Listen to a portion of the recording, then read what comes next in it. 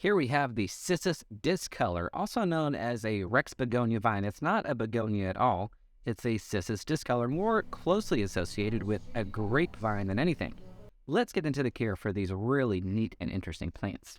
First off, these are going to need bright light, nice wide view of the sky to do well. You can put them outside during the spring and summer months. If it's above 60 degrees Fahrenheit, I recommend avoiding afternoon sun in those scenarios, but they will grow really quickly as long as you can keep up with the watering. For watering, we like to just let the topsoil dry out in between watering. So what we do, we just touch the topsoil. If it's dry, we give it a really good, thorough soak. These plants will adapt to regular household humidity, but if you can increase it, it's definitely going to help it, especially through those winter months.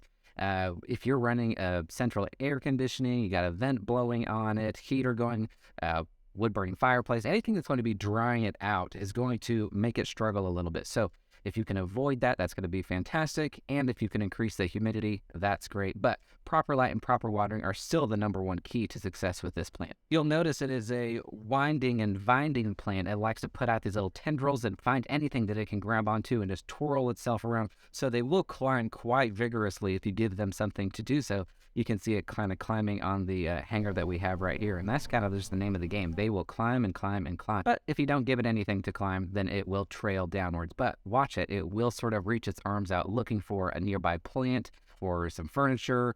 Ours have grown into the blinds of the house. It'll climb on just about anything it can wrap around. When it comes to repotting, do that every 1 to 2 years or when the roots are coming out of the bottom drainage holes right here.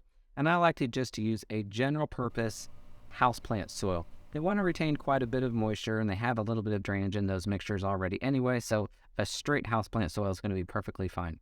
One thing I do want to point out that is a common question that we get with these is found on the back of the leaves. They have these little crystal deposits that happen and they kind of look like bugs, spider mites if you're familiar with those.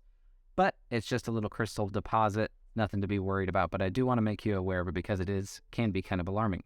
But that's going to do it for the care instructions for the Cissus Discolor. If you have any questions about this plant or if you have any tips of your own, please leave them in the comments below.